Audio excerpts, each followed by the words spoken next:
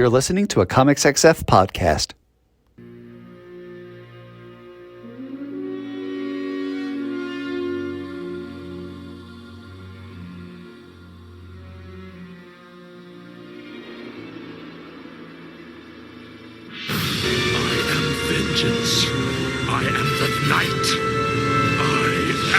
Matt Laswitz, and welcome to this week's episode of BatChat with Matt and Will, a Batman ranking podcast, where each week my co-host Will Nevin and I dig into 3 Batman stories, discuss them, and rank them on the big board, thus creating a giant list of Batman stories from best to worst.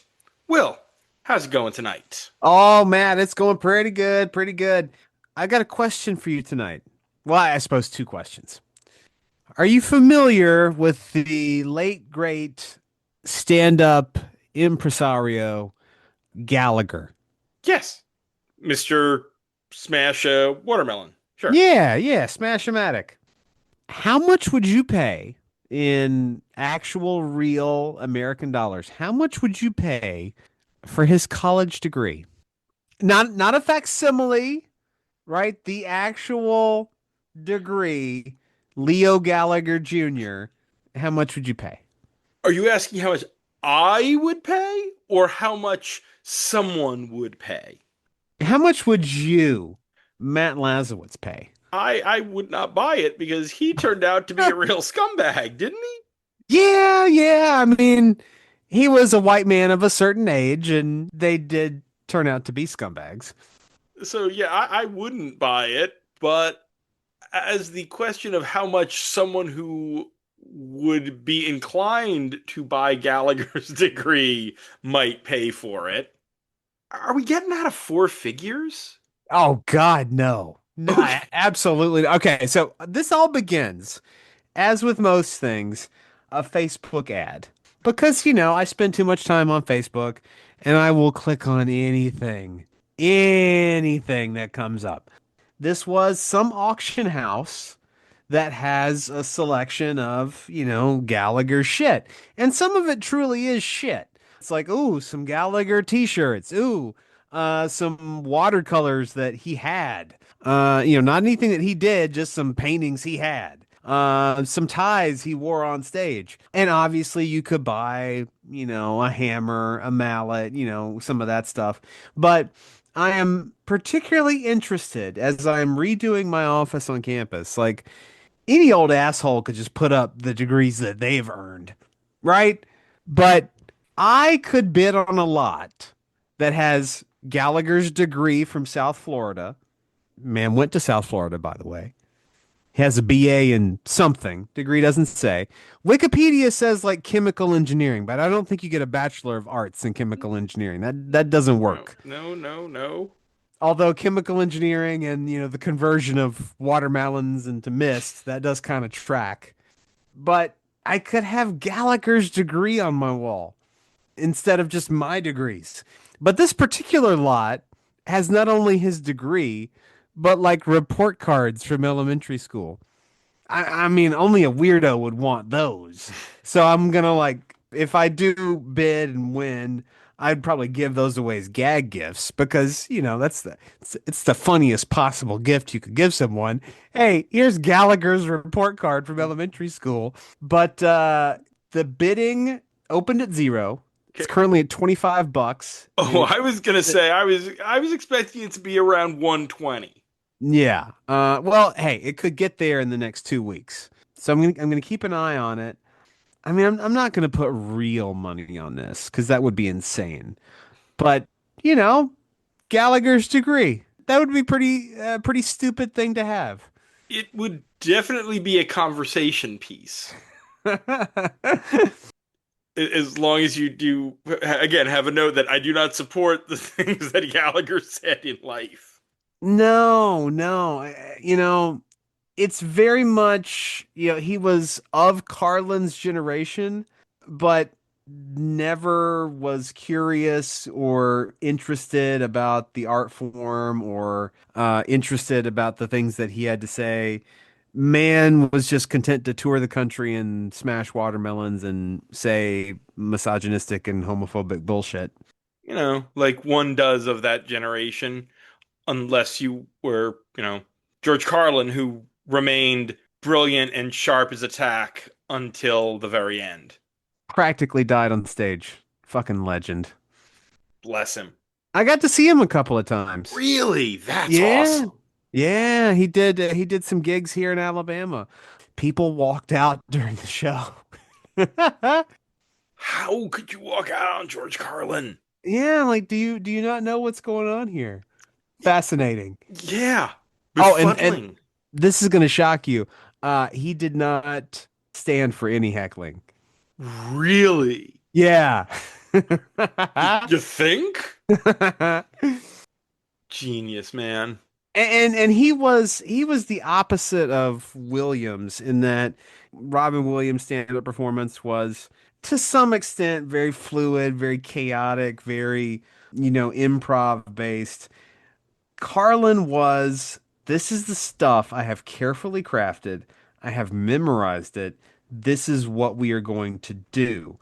And he was working on material when he was here, and he was literally like looking at his notes as he was delivering it. So it was a very rigid style, but fucking worked for him. Hey, absolutely. And he didn't have to smash watermelons to get over. Or possibly, splatter and or injure your audience with flying bits. Yeah. So stay tuned, BatChat faithful. I'm gonna keep my eye on this auction. If any of you jump in on this just to fuck me over, I'm gonna find you and I'm gonna gut you. This thing is mine. Mine, I tell you.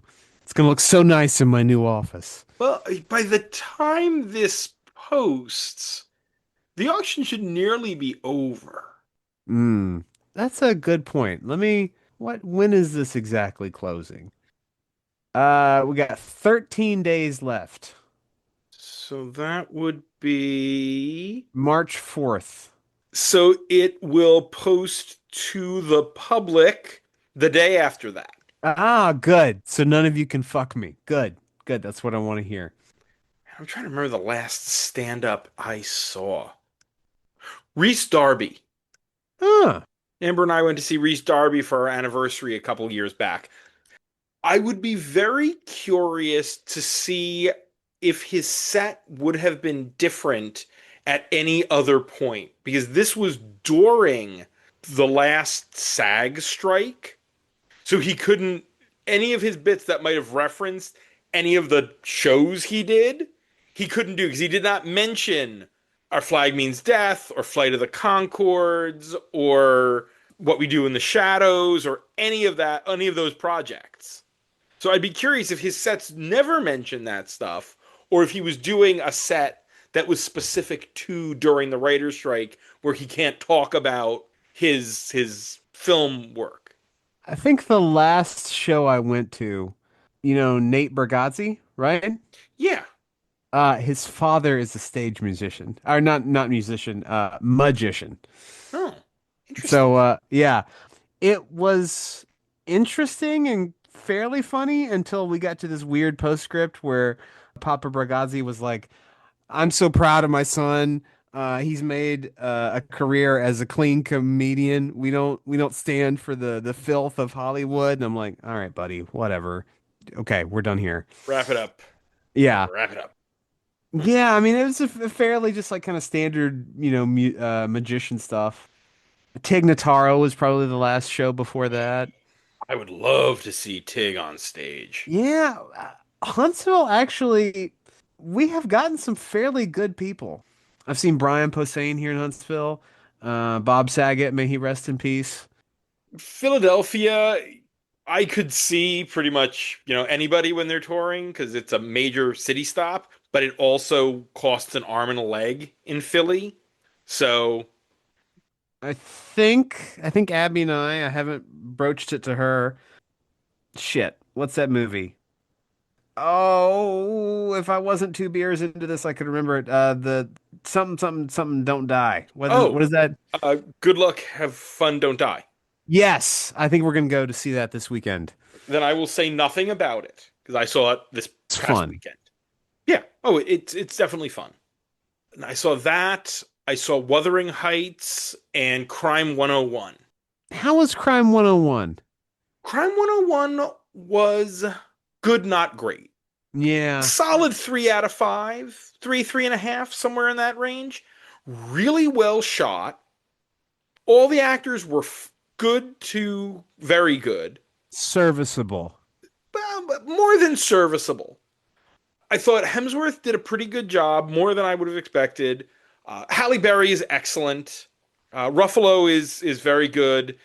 Barry Keoghan is playing the same character Barry Keoghan plays in most movies, twitchy and weird and right on the edge of losing it at any moment. They do not have much range, but God bless them. Except Banshees of Inisherin. That was a much more nuanced performance, but Saltburn, we don't talk about Kevin, all those, it's like, yeah, they just tend to play strung way too tight, gonna lose it at any moment characters. And the other thing that I have decided after seeing this is that I think anytime Nick Nolte is in a movie now, he needs to be subtitled. More so than ever. That grumbly voice, like, I picked out two-thirds of what he was saying, but there was definitely lines in there where I was like, what the hell did he just say? You remember when both Nick Nolte and Mickey Rourke were leading men in Hollywood? Yeah. Like that 2 year stretch? First, my first date to a movie was a now long forgotten Julia Roberts Nick Nolte movie. Can you imagine nowadays Nick Nolte as a love interest for Julia Roberts in a reporter crime caper movie called I Love Trouble? That's the weirdest thing about as we are being men of a certain age and being observers of pop culture. There are lots of movies that have gone down in like our collective memories and our collective history, but there are some that happened that were released in theaters that just made no impact whatsoever. Like half of the movies Dan Aykroyd was ever in, just nothing. Their tree falls in the woods and nobody hears. They didn't happen. Yeah. Yeah. Sorry, Dan Aykroyd for that, but there's a lot of stuff in the 80s that Oh, just didn't matter. Guess we ought to do a show at some point. I think it's about that time. This week, this is a big one this week because we are continuing No Man's Land and Knightquest the Crusade, but we will also bid farewell to Grant Morrison's 7 year epic on the Bat titles. Oh, Jesus, that's a lot of work. There's a lot of comics, but I've had marriages that weren't 7 years. we'll get to that at the end. We're building. We're starting off with the Tallyman. This is Batman Shadow of the Bat, numbers 19 and 20. The writer is Alan Grant, with art by Vince Giordano, colors by Adrienne Roy, letters by Todd Klein, and edited by Denny O'Neil. The cover dates are October to November of 1993. As Jean-Paul Valley takes on his role as the more brutal Batman, he finds himself haunted and hunted. Haunted by the questions about his identity and history, and hunted by the contract killer whose job it is to settle scores, the Tallyman. I'm going to take a wild guess and say that this is the only appearance of the Tallyman. No, you've read more stories with the Tallyman. I have? Yes. Grant brings him back once or twice more during his Shadow of the Bat run, and he's Two-Face's bailiff in No Man's Land. He doesn't make it out of No Man's Land. That doesn't count. Harv takes him out by the end of No Man's Land. No, he doesn't ever make, a big splash. He remains fairly forgettable and forgotten. There's a second Tallyman who we've also read a story with. He only appeared once, and that was Face the Face. But here's the thing. Alan Grant or Chuck Dixon, when they introduced a character in their lengthy runs on the Bat titles, those characters would almost always pop up at least twice because they would always give that character a second shot. And Grant had a much better track record of that than Dixon did. When you think about it, Grant gives us Ventriloquist, Grant gives us Zaz, Cornelia Stirk, Ratcatcher. These are all characters that showed up a bunch. Maybe not all of those characters created equally. No, but Zaz and Ventriloquist are solid B to A minus Bat Yeah. villains. In the contemporary Rogues Gallery, absolutely solid additions. Yes. Dixon brought back Firefly and reestablished Firefly as a main rogue. So that's a solid character who shows up still to this day quite a bit. And we'll get to Firefly. Right. And Dixon, of course, sort of wins because there's also always Bane. Again, you look at that, it was co-created with Mensch. But nonetheless, Tallyman is not in any of those echelons. He's a fairly forgotten villain. Perhaps above Film Freak. But just above Film Freak. Sorry, Film Freak. When we talked about the first arc of Knightquest, the Crusade, speaking of Dixon, the Trigger Twins arc, and we'll talk about them later too, one of the things there was there was so little interiority to Azrael. There was a lot of him doing stuff and thinking about doing stuff, but there wasn't a lot of him thinking about being Batman and dwelling on the changes to his status quo in his life. This is the inverse of that. Yes, and that's what I expected to see in not necessarily this story, but just Nightfall generally. Like, I want to see that conflict. I want to see, the rise and fall of Azrael as a suitable, Batman replacement. One thing that really surprised me about this story is that I had no idea that salt float pods were a thing before like 3 years ago. Had zero clue they were a thing. Other than this, I think I became aware of them probably in the early to mid aughts. There's an episode of The Simpsons where Homer and Lisa both wind up in those pods, and that was probably the mid aughts because it was like season 15 or 16. So later than this for sure, because this is again 93. Would you ever do a float? I think I would. Part of me dreads being left that alone with my own thoughts for any amount of time, but maybe it'll be good for me. I don't think I would pay that money. Like, I would love to just sit on the beach and, not do anything. But the scammy aspect of it irks me a little bit. I can see that.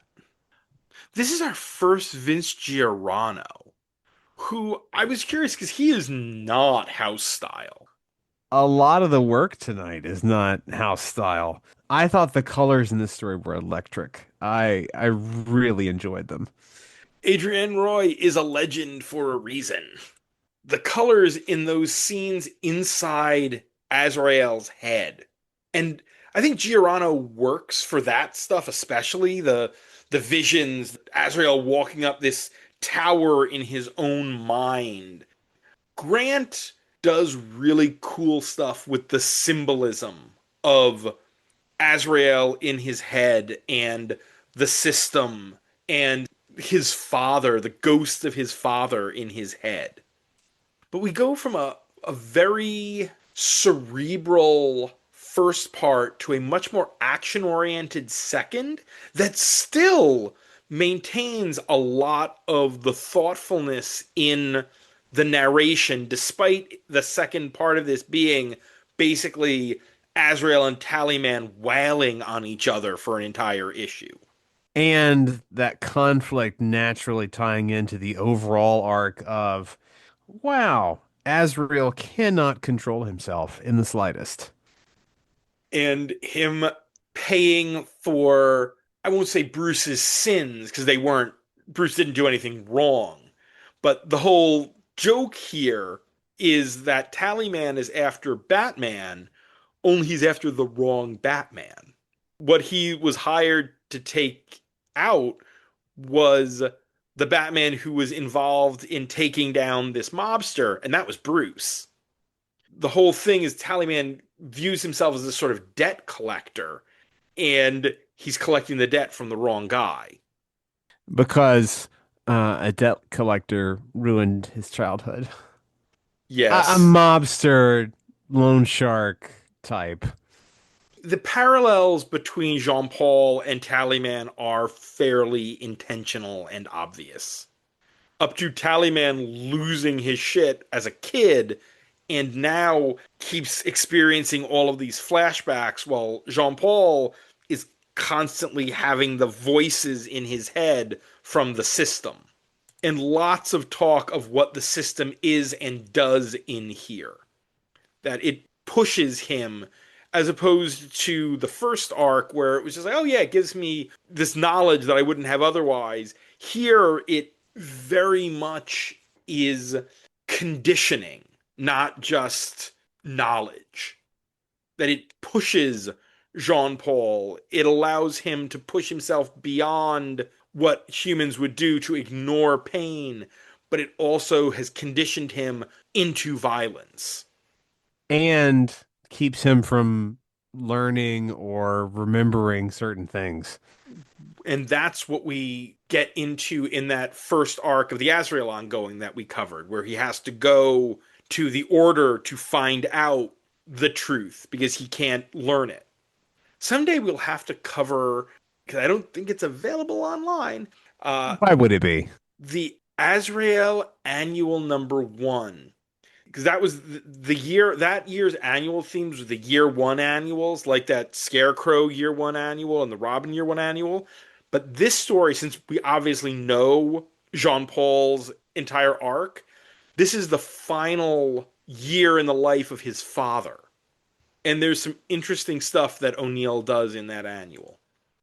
Giordano will be I don't think he's ever the ongoing artist on Shadow, but he will be back as sort of their regular fill-in artist in between other artists.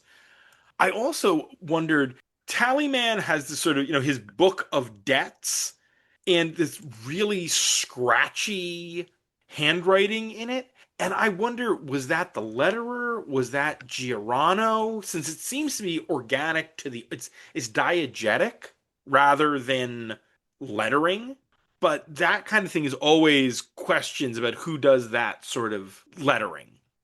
And it does speak to the tallyman's mindset, right? That's not some kind of careful bookkeeper. That's someone struggling with delusions and compulsions. Yeah. No, he's not in his right mind. I know for a fact that the second time we see him, you do see the scars that Jean Paul left on him. And it's possibly as, if not more, fucked up than what you might think. Because it's not just him hacking at him, he left a message. Yeah, that's pretty fucked up. I mean, not in words, but he carved something into him. Hence, Yeah. Kitchen Bullock being like, ah, What the fuck has happened to Batman? which is great. And this is the period where Bullock, who had always been very anti Batman up to this point, but who was always more willing to use a bit on the excessive force side himself, is more coming around on Batman, while Gordon is less enamored with Jean Paul's savagery. In the overall arc, in terms of how long it takes this story to play out, where are we? We're early. The first part of this is released 2 to 3 weeks after the end of Nightfall. So we are the first 2 months after Nightfall. This will run for 9 issues, is Knightquest. So this is 1 and 2 of 9 in this book. Mm-hmm. Each book runs their own course until the end when they start feeding into each other before we go into Night's End. So in the total story, like the whole saga of Nightfall, how many more issues do you think we got? Oh, we've got a good long ways to go. We are well away from the end. I have this actually put together if my damn window would open properly. There are 8 arcs of Knightquest, 9 arcs of Knightquest the Crusade, and then Knight's End. So 10 more episodes worth of material. Oh my goodness. And they vary. Some of those are just one-offs. Some of them are 3 or 4 issues. Again, this ran for 9 months. This between this and Knight's End, that was another year of comics. The whole Night epic ran for a year and a half.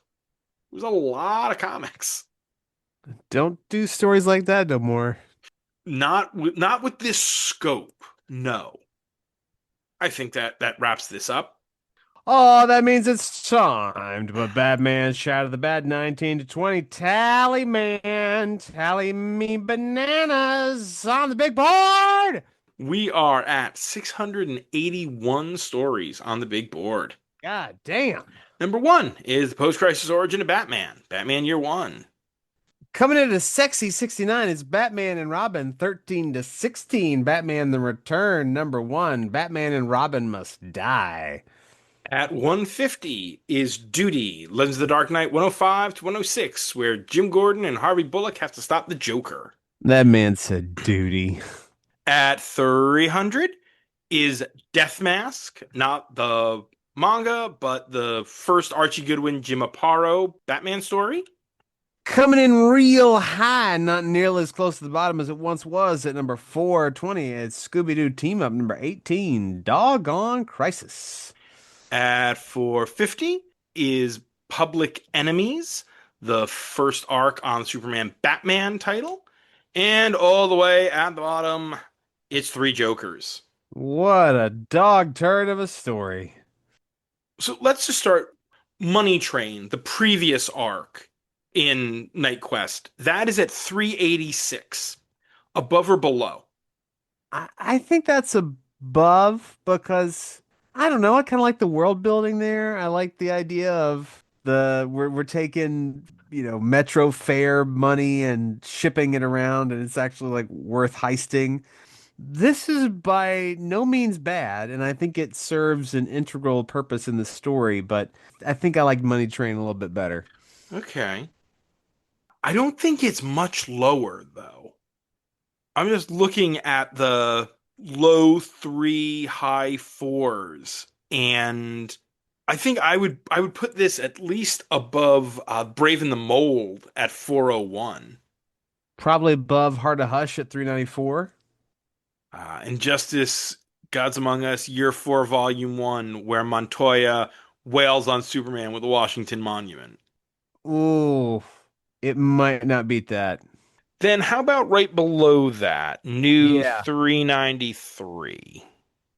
That is a pretty sweet moment in Injustice. Say, Matthew, we typically read Injustice for these episodes. What happened? Well, Injustice got kind of long in the tooth, and we wanted to cover this for a while, and this is sort of organically where it fits. Now, we could return to it once the Morrison epic ends this episode, or we could fill in for a little bit and then at the end of the year start another something that will be very exciting.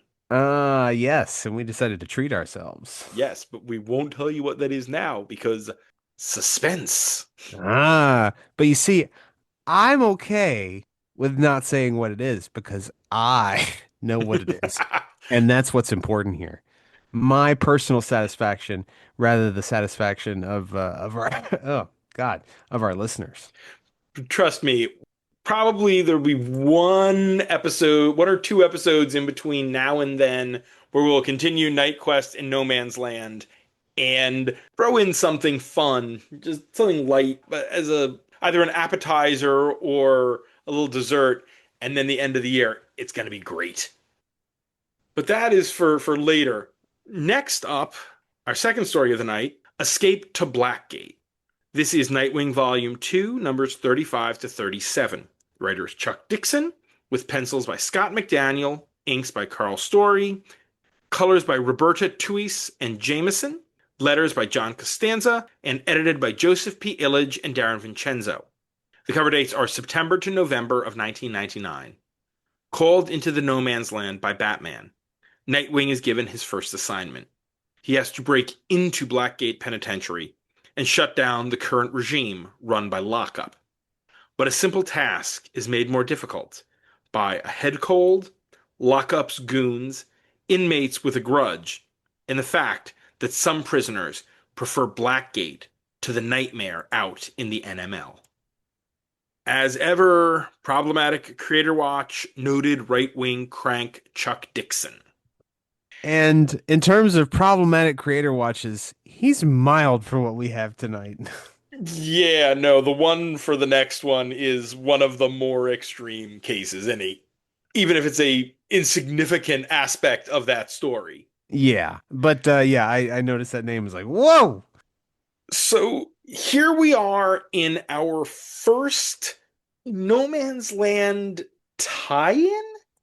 Robin and Nightwing and Catwoman are now coming into No Man's Land. And we haven't covered any of the more ancillary, not in the main four Bat titles, No Man's Land stuff to date. We skipped over some Batman Chronicles, some Azrael, a Young Justice one-shot. We'll eventually cover some of that stuff, but we've been sort of following along the main thread of the story. And this is a fairly important chapter because we've seen Lockup and Blackgate in No Man's Land before, and this is how that gets wrapped up. And is wrapped up in a fairly perfunctory manner after 2 7/8 issues of a lot of lead-in. Oh, Roundup or Lockup and his crew are rounded up. Okay. It felt like if we wanted to do this story, we could have spent more time dealing with Lockup, but it kind of feels like not even Dixon really cared about Lockup. No, it feels almost logically like you can't spend all that time or so much time talking about what an asshole he is and the things that he's done in Blackgate because Batman allowed him to do it. Yeah, that is a problematic aspect of this.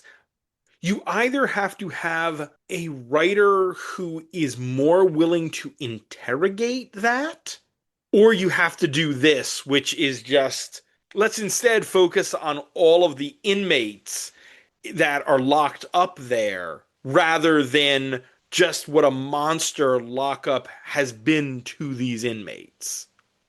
It was a real choice to just kind of set this story up with Batman deciding, yeah, I know I put him in charge, but I think it's done.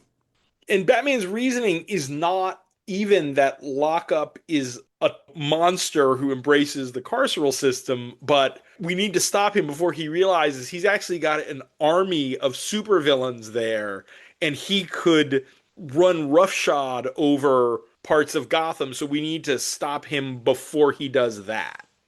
And I put him in a position to have that army. Yeah, this was not one of Bruce's better decisions. Now, granted, early No Man's Land Bruce is not Bruce making the best decisions, as we have seen repeatedly. Well, of course, Bruce is not a real person, right? He is only given so much agency as the writers give to him. It really feels like somebody just came up with the idea of yeah. Batman can put Lockup in charge of Blackgate. Yeah, that'll be fine. Like Blackgate can just or Lockup can just run Blackgate. And then some little shit like I don't know, Mark Waid just piped up and was like, but wouldn't that be bad? Shut up. Shut up. And then eventually they get to like, oh yeah, this guy kind of sucks. We got to figure this out. And let's let Dixon do it since he's back and he's over there in Nightwing. And Dixon can clean up all the shit. good Lord, is this filled completely completely with Chuck Dixon characters. They're not sending their best, Matt. No, Lock Up, the Trigger Twins, and the KGB Beast, who was not created by Dixon, but Dixon used him principally for years, are the warden and his guards. And then amongst the criminals, so you've got Scarecrow and Ventriloquist, who are the A-listers for want of, value of A-lister. Scarecrow is, Ventriloquist Stock is puppet ventriloquist. Stocko. I really love it. But then you've also got Firefly and Steel Jacket and Dynamiteer and Monsoon, all minor Dixon rogues. And Black Mask pops up for like 2 seconds and then is gone. Yeah, you just made all of that shit up. I am not particularly interested in a Firefly who is obsessed with carving off faces and not starting fires. Especially when he finds out that they're in an old powder cellar. You'd think he would have been like, oh, I'm going to tie you down and I'm going to cover you in this residue and light you on fire. Yeah, and of course they were able to make usable explosives from this residue, which is some real Kirk fighting the Gorn, nonsense. But it's a comic book. I'll let it slide. Yeah, this is my gimme for this story. Like I say, every story gets one gimme, and this is Civil War era gunpowder is still able to be dug out of the crevices in between bricks and used as an explosive now. This is just a very busy story with all these characters, and none of them get much characterization. Crane is in an interesting spot of not being insane, which is that's novel for him. Or at least being, I guess, the most rational he can possibly be. And the only one seeing, like, wait a minute, if Nightwing's here, it means Batman's coming, and he's a good bargaining chip for when Batman gets here. We can't kill him, you dum-dums. You said it, but I think the things in this story that should have been focused on weren't. Both Batman's deal with Lockup and the idea that we see with Clyde, the trustee, that for the non-super criminals who are locked up in Blackgate, they're happy to be in Blackgate. It might suck, but it's 3 hots and a cot. Yeah, it's order, it's structure. If you can stay on Lockup's good side, hey, you might be one of his goons one day. And you're not out there scrambling for, rats and avoiding whatever other villain is wandering around or having to join their gang. Prison is not the worst option when No Man's Land is the other option.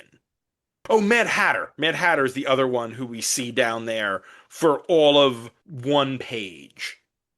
But Mad Hatter, without any of his mind control tech, is not a terribly intimidating threat. Just a little tiny goober. Did it feel like giving Nightwing a cold on top of all of this was sort of just kicking him while he's down? He's locked up in Blackgate with all these villains. Oh, and he's sick too. That didn't really seem like it played much of a purpose in the story. I think having read kind of the description of the next arc of Nightwing seems like it might be more important there, just as a dick that is just exhausted and just needs Barbara to kind of nurse him along for a bit. Yeah, it's there more for setup than anything else. But it kind of feels like Dixon would forget about it and then be like, oh, right, I need to mention that Nightwing isn't feeling well. So it's there to play into the next story. It M's as a cold. And we get just so much build up, and then it's problem on top of problem. By the end, everything is flooding, and there's just so much action and no thought behind much of what's going on here. And On top of this, we keep cutting back to Bloodhaven with the crooked police chief and his new pet vigilante, Tad, Nightwing, Nite Wing. Yeah, I was gonna ask about that. What the fuck is happening with that? So that's a Nightwing plot, obviously, where Obviously. there's this guy who becomes enamored with the idea of Nightwing, but he is to Dick what Azrael is to Batman. So listen to this, because I wanted to see something about good old Tad. And this is a quote from a Dixon interview and from 2008. I wanted to show, without the proper upbringing and the wrong motivations, what would happen if a guy tried to become a vigilante. Tad's a guy who just gets everything wrong that Dick Grayson gets right, and he doesn't even necessarily have good in his heart. He wanted the bragging rights of being a hero without having anything to recommend him as a hero, except that he got a buzz off of danger. So Pete Hegseth is what you're telling me. Any of these guys who have signed up to join ICE in the past 6 to 8 months. But on top of that, what this says to me is that Dixon has always been a conservative. He has always been on the right. But at least at one point or another, he was not as far gone as he is now. Because someone who is as conservative as Dixon is now wouldn't write a villain like that. No, I don't think they would. Yeah, I just reading that quote, I was like, oh, that's interesting in the context of today. Also, when we get to the very end, it's pretty clear that Dixon has not been involved in No Man's Land enough to realize some of the things going on, because when Dick leaves lockup and his cronies tied up, Mackenzie Bach and some of the GCPD show up, and they're like, oh, the prison's now under Batman's control. Except, as we've seen in No Man's Land, the Blue Boys and the Bat aren't on speaking terms. No, they are not. Blackgate is under Blue Boy control, not Batman control. We're still months away from Bruce and Gordon reconciling. Even if this is a couple of months, by the end of this story, publication-wise, we're a couple months down from where we are in Batman, in the main Bat books. They're still not getting along at that point. But that strikes me more as editorial, not catching that line. But it's like, yeah, no. The Blue Boys and the Bat family are not on speaking terms at this point. This just falls into the same category we often find in Dixon stuff. It goes down smooth. It's not terrible, but it misses a lot of the kind of stuff that I think we dig in a Batman story, a lot of the more thoughtful aspects of a Batman story. Just a lot of action, sound and fury signifying nothing. Style here to me is very cartoony. You've said that every time we've done a Scott McDaniel story. Of We've course I done have. a fair number of Scott McDaniel stories, either with Dixon or with Brubaker, as he worked with both of them quite a bit. I don't hate it. It's just definitely different. Oh yeah, no, his style is very, very kinetic. It works better with Nightwing than it does with Batman. Mm. Yeah, I would not want this for the most serious story. And that is sort of where we run into some of the issues when he's doing stuff with Brubaker, because his style is so, again, cartoony and wild and kinetic that story, the first Brubaker Batman arc, where it's about Bruce's friend who used to work for Wayne, who went to jail and who Bruce gave him another shot, and now he's out, and his style does not work as well with that. But his stuff is so much energy, it really works for Nightwing, who is a character with a lot of bounce and a lot of light to him. I had to double check that he was not the guy who did the mask. No, It's no. it's very reminiscent of that kind of style. Ramon Box did that, and that was Box drawing in a more animated, cartoony style than his normal stuff is. I think I'm good here. Oh, that means it's signed, but Nightwing 3537 escaped to Blackgate on the big board. Above or below Tallyman? Let's start Yeah. there. That's a place to start, right? I think they're close. I'm gonna give it to Tallyman on the art and the substance. But there's not some chasm between the two. I don't think this would go below 450, for example. Here's a good thing to discuss. What is now 420 is Lockup, the first Dixon lockup story. Probably below that. I Because think there's we don't really spend any time, looking at Lockup or his motivations or yeah, anything here. I think there's more to that story. I think I might put it above Batman and Robin Eternal just because oh boy, there's just so much there. This does move at a good clip and there's fun action and the action looks good. How does 434 sound? Below Perchance and above Scoop of the Century. And most importantly, below Joker's Boner at 430. Yes. Do we have to re-rank Joker's Boner? I don't know. I think Joker's Boner is about where it should be because it's the dividing line of Trifle Town. We get there and we are in an area of trifly stories. But it's Joker's Boner. Where would you move it up to? Number 3. No, Will. When we get around to re-ranking, if you want to pick that as one of your stories, you can. And I'm not going to tell you no. But I don't know how much higher that goes. But now our final story of the night, Gotham's Most Wanted. This is Batman Incorporated Volume 2, numbers 7 to 13, and the Batman Incorporated special.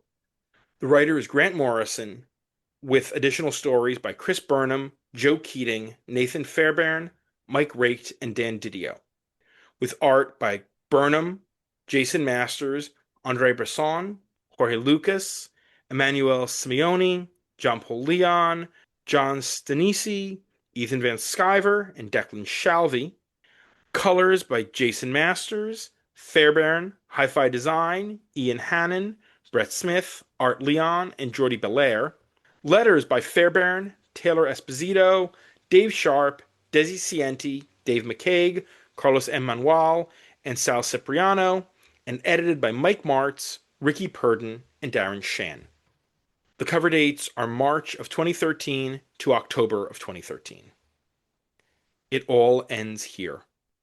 The war between Batman Incorporated and Leviathan. The family drama of the houses of Wayne and Al Ghul. And the life of one member of the Bat family. This is the conclusion of Grant Morrison's 7-year epic on the Bat titles.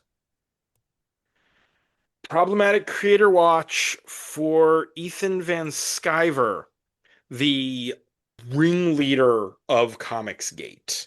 What an asshole. For a minor 6-page story at the very end of this. There is no other place to place either Batman Inc. number 11 or the Batman Inc. special. They feel so inconsequential as I don't know how much they're going to pull down the rest of this story, but they do exist and have to be sort of taken into account. I don't think they were bad by any means, but I almost wonder if there's some version of the trade where they are cut up and just sort of placed interstitially, maybe throughout the story. Coming at the end, they certainly, especially because the main story had such a satisfying, definitive ending, body stealing aside. it was such a good place to leave the story, and then you get to those and you're like, oh, I guess this is still going. You're right, they aren't big, but inconsequential is the word for them, Yeah. with the possible exception of the Knight story. I think that one feels like it has a little more heft to it. I mean, a couple of the others, I think the Raven Red story is very Yep. good and plays on what Morrison did with Raven Red early on about how they're much more about community policing than so much of the other members of Batman Inc.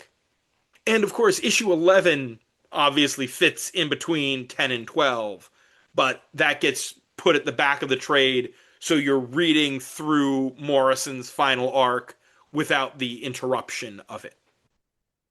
I don't think it's unsurprising to say that there's a lot to talk about in this final arc. Oh, really? As we have seen with nearly all of Morrison's stuff, there is much to discuss, and so much goes on here. Good Lord, just reading it again, it hits me how much Morrison plans and how it all fits together. But reading this breaks my heart a little because when you think about it, Morrison's Batman run for the first 5.5 of those 7 years is the spine of the Bat books. Everything else rotates around what Morrison is doing. And we talked about it a little when we did the first arc, but it really hits me here. Then the New 52 happens. And Batman Inc. Volume 2 is sort of off to the side because Snyder is running the show now. Mm-hmm. And Morrison makes a couple of references to some of the stuff that Snyder has done, but the themes that Morrison is playing with and discussing here can't be central to the Bat books when someone else is telling their Batman story that everything else is circling. It is the story of comics, is it not? Oh, oh, Creators come in, they grow up on a book, and then they hand it off to somebody else. They hand it off to the newest, shiniest toy in the comics world. I'm sure Scott Snyder looks at Matt Fraction kind of the same way that Grant Morrison looked at Scott Snyder. it would be less heartbreaking to me if it had felt like he had taken it from Morrison, but it Hmm. felt like that it felt like Morrison was still telling their story while Snyder was working in a completely different milieu. And so Morrison's final note becomes a footnote rather than the definitive beat that they were trying to tell. Their story didn't have a chance to end, and anyone reckon with the ending of that story thematically. They could only reckon with the plot of it. Mm. And as I think it was when we did Born to Kill, the first Tomasi arc of Batman and Robin with Sam Hopper, if we hadn't had that other volume of Batman and Robin running, if we had just had what Morrison was doing with Damian, I don't know if Damian would have come back. I think so much had been done by other writers with Damian by this point that he had taken on more of a life of his own rather than being just Morrison's toy to play with. I think that makes a lot of sense because he is certainly not the character that he would eventually be, as we just talked about this last week. But there has been a lot of growth. And it seems like there's a real shying away from giving Batman any lasting grief that's not his parents. right? Because we undid Jason Todd. We don't spend a lot of time these days talking about Alfred. We didn't spend a lot, at least from Batman's perspective. So I think you could have a very interesting Batman motivated by the death of his son. But then that would also just that would complicate things, man, and we can't have that. The arc of Batman and Robin that comes out of this, the sort of team up arc, is Batman questing for Damian's body and questing to bring him back from the dead. And I know they address it, and I can't remember how they did exactly. But what the difference here is between why he chose to let Jason die and why he was so dedicated to bringing Damian back. I don't think Morrison intended for Damian to come back from the dead. I think the whole point was, in the end, that no one is ever going to replace Bruce Wayne. Bruce Wayne will always be Batman. And that's what you get to at the end when Gordon says, talks about Batman never dying, Batman never going away. Now, did you remember the two things that I told you that you needed to remember when we got to the end of this run? Of course not. I didn't think you did. No. You never listened to me. No. One was during the return, I said you need to remember that when Damian and the heretic fight, Damian falls into that whale carcass and pulls himself out of it. It's the parallel. It's that Damian also comes out of the whale that births the heretic, which is a hint to what the heretic is. I do want the heretic to keep his mask on at all times. It was pretty horrifying when his mask came off, huh? Giant baby man. Yeah. Frightening. And the other thing that I reminded you of regularly every time she popped up was Ellie. And why she kept appearing over and over again. And that she is the person who Damian basically sacrifices himself to save. Morrison, they'd been laying the groundwork for that from Batman 665, five or six issues into this run, all the way until Damian's death issue. I remembered Batcow. Oh, that panel in, I think it's issue 9, where after everything, Bruce is looking at Batcow, and Batcow just moos at him, and the big cow eyes as it looks right before Batman screams to the heavens. It's like, oh, Batcow. I sit here and I struggle to talk about everything that happens in here because there is so much to it. Talia and Bruce and where Talia is and the idea that she has reached a point where she's broken and seems to be reveling in being a villain. I mean, she talks about herself in the most black and white, I am your greatest villain terms, which most people don't think of themselves as a villain. They wouldn't call themselves a villain. But to Talia, it's making a point that you've ignored me, so I've made myself this to show you how small this silly little world of yours is. I am so much greater than you, and you could have had this. You could have been this, but no, I am here now to destroy you.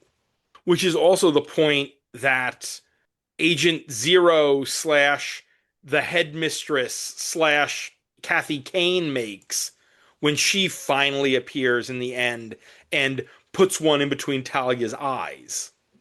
That Batman can do have his city and his little world leave the fighting real international criminals and terrorists to the big boys. I am in some ways just left speechless by everything that is done here, by the intent and the theme and how it all does come together in the end. So few runs that attempt to be epic actually wind up being epic. But this is. This is Gotham in Peril done right because it's earned. Yes. That's what I was thinking as I was reading the story. Like this is so much better than War of Jokes and Riddles or Endgame or any number of the stories over the last 15 years that have just been, oh, it's just one more existential crisis for Gotham. This had scope and depth and seriousness, and it felt different. Whereas so many of those other stories just feel like we're just kind of going through the motions of something pretending to be epic, where this was actually epic. And in the end, we come back to the words and the theme that we've seen from RIP to present, the hole in things, the thing that Dr. Hurt kept saying that I am the hole in things. But no, there were 3 shots that changed my life. One killed my father, the second killed my mother, the third went through her coat. The third is a hole in everything. And I've spent my life with that hole. I know I felt I could never love because I have that hole in me. But then what he says to Jim is he looked into the hole and he saw nothing, a space big enough to hold everything. It's the kind of thinking you don't get in superhero comics.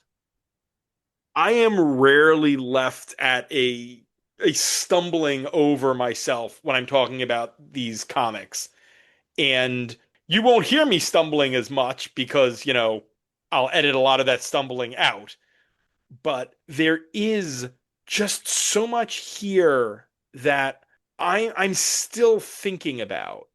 And I've read this before. I've read this more than once before. And every time I read it, there's some other little something that I've encountered in it.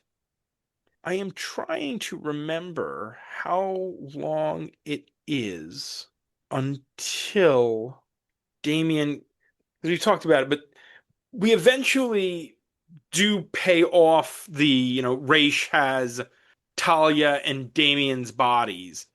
And I am not averse to Raish taking those bodies because Morrison knows that none of these stories ever end.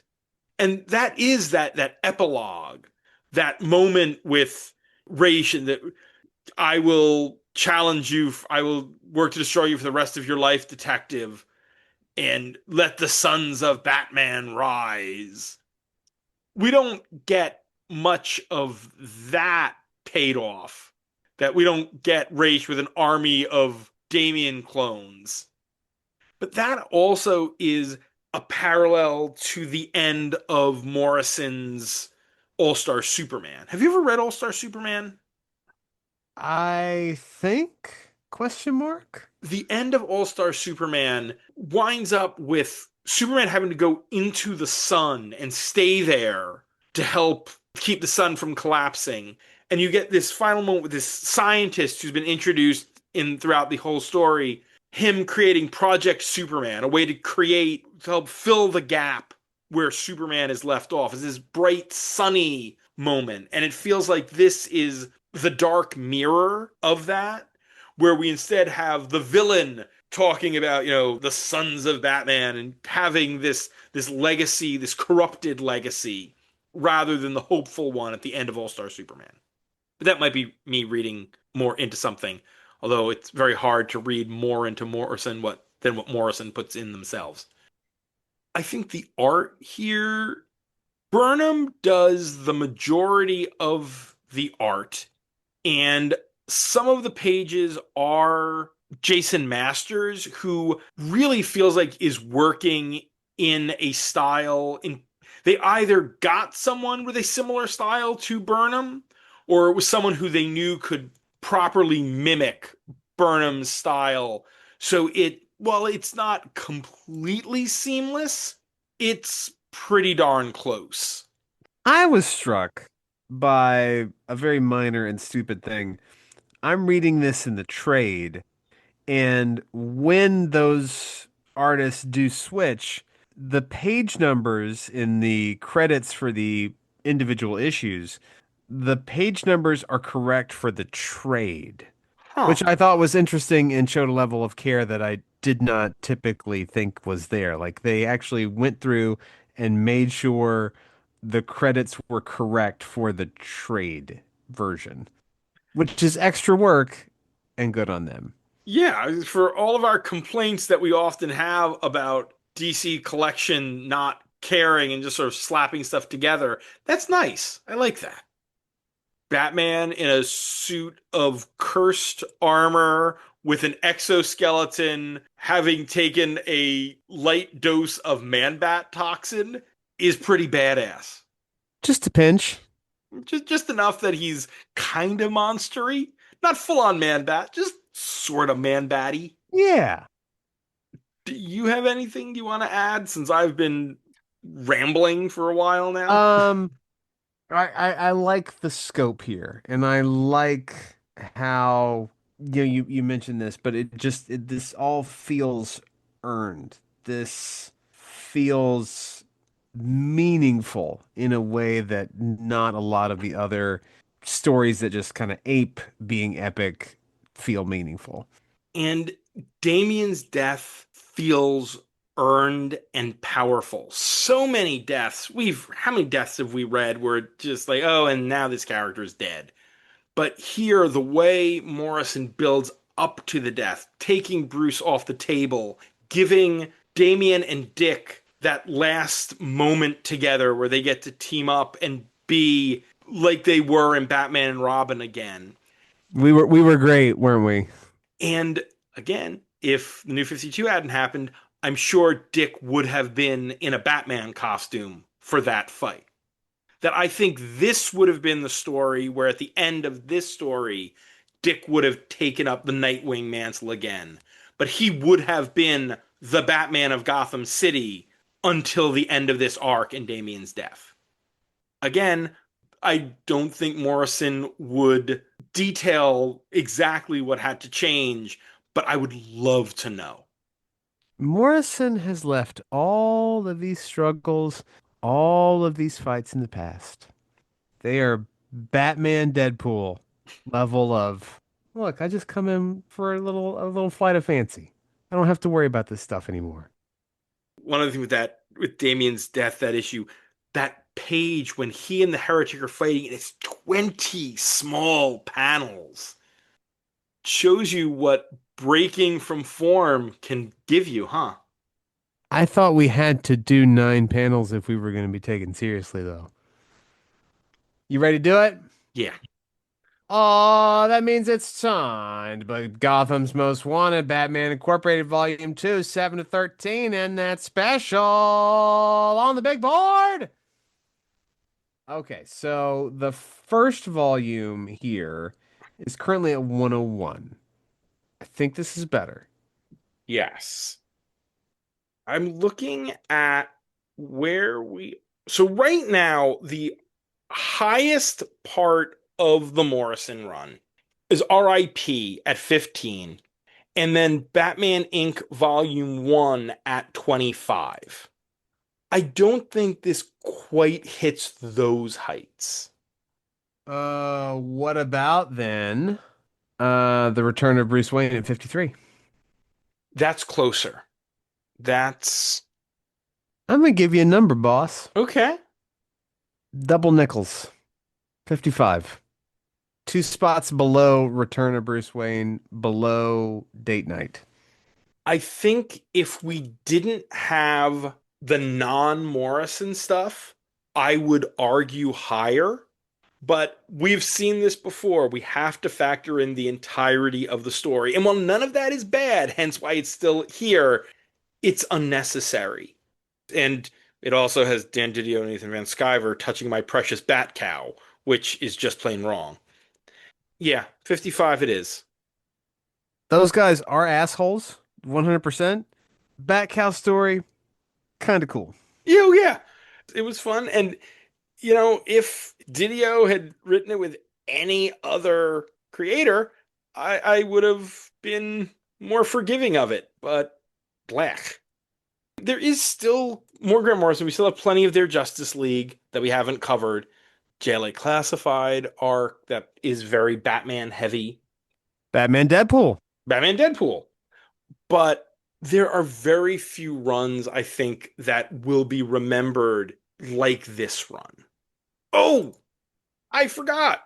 You forgot. I made a note about this, and I stumbled across this while doing some editing and looking up something from last week's episode. Batman Volume 1, number 65. The issue that has the Catwoman story that we covered last episode. As with all Golden Age stories, or issues, there are multiple stories in that issue. The other two in that are one that I really wish I could read, but this issue isn't, up on Infinite, called Bruce Wayne, Crime Reporter. I want to know what's up with that. But the other story in there is A Partner for Batman, where Robin is laid up, and that is the first appearance of Wingman. Huh. Because Morrison took all of these ancillary secondary Batmen and added them into the Club of Heroes, which only had 4 or 5 of those Batman Inc. characters. But Wingman made his first appearance in the same issue as that Catwoman story from last time. Huh. Just stumbled across it while I was looking up something about that story, and I was like, oh, isn't that neat? But that does it for tonight. Next week, we've got some Patreon requests from our Jason Todd backers for the next few weeks. And we're starting with Dan Grote, who's asking us to read some stories featuring one of DC's spy masters, the supervillain turned superhero turned government agent, Mr. Bones. Remember, you can support the podcast on Patreon at patreon.com/batchat with Matt and Will, where you can get shoutouts, bonus content, pick a story, and even come on the show. We'd like to thank those Patreon backers: Dan Grote, Josh Wheel, Mrs. Abigail Hartbaum, Asma Fangirl, Tony Thornley, Go Aggies. Sam Hopper, Go to bed, Sam. It is so very late in the United Kingdom where you live. John Wickham, John, you beautiful, beautiful boy, you. Robert Secundus, Bobby, go easy on the discourse, for it is heavy. Tim Rooney, Giorgio Sergioli, David Wheel, World's Greatest Gray Belt, Alexander Wheel, Matt McThorne, McThorny, Dan Offer, barely newer, Nate Randell, Daniel Mosley, Ross Holmes, Mr. Random Ace. Will Crisp, Fun story about Will Crisp today. So I was running with a good friend of mine and someone that she has just become friends with. I am not really known to this third person. As we're running, I'm only half paying attention.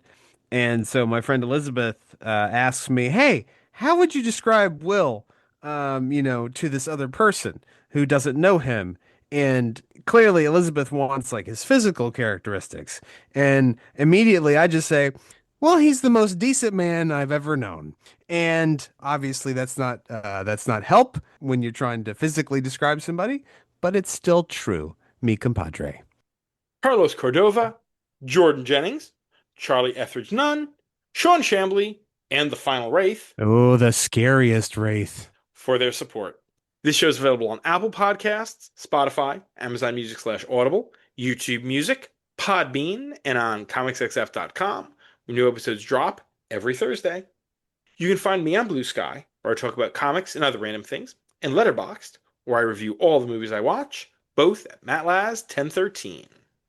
You can still find me on Twitter against my better judgment at Will Nevin. And that same friend I was running with this morning is trying to get me on Goodreads. And I don't know. Maybe I should do that. Did just finish Sins of the Fathers, the first Matthew Scudder book, and that was fucking amazing. I can't wait to start on the second one. But for now, I'm gonna get some water and I'm gonna go to bed. It's late. I'm tired. Good night, Huntsville. And be sure to visit ComicsXF at comicsxf.com or ComicsXF on Blue Sky for our weekly Friday BatChat roundup of new Bat books, for my other show, the ComicsXF Interview Podcast, where my longtime best friend Dan Grote and I interview comics creators, retailers, publishers, journalists, and other related tradespeople, as well as all the other stuff Will and I are writing. And stay safe out there, folks. Gotham is not a place to be after dark.